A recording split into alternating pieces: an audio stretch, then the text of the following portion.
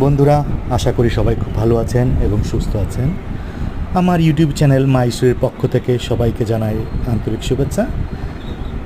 আজকে আমরা এই ভিডিওতে ছাদ বাগানে কীভাবে কামরাঙা গাছ চাষ করা যায় সে সম্পর্কে সংক্ষেপে জানানোর চেষ্টা করব। আশা করি ভিডিওটি আপনাদের ভালো লাগবে।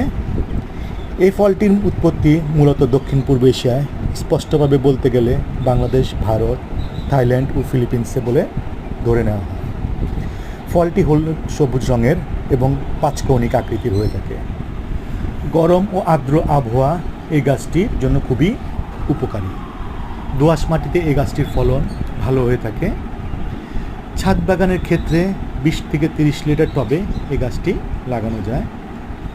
নিয়মিত পানি দিতে হবে, তবে মনে রাখতে হবে কোনোভাবেই পানি জমে থাকা যাবে না। নিষ্কাশনের ব্যবস্থা অবশ্যই থাকতে হবে। ফলন থেকে করা গাছ 2-3 বছরের মধ্যে ফলন পাওয়া যায়। প্রতি বছর মরা ও আক্রান্ত ডালগুলো কেটে ফেলা দেওয়া ভালো। জৈব ও সুষম সার বছরে 2 বার দিতে হয়। এরা সাধারণত বছরে 2 বার গ্রীষ্ম এবং শীতকালে ফল দিয়ে থাকে। এর ফল মিষ্টি এবং টক 2 ধরনের হয়ে থাকে।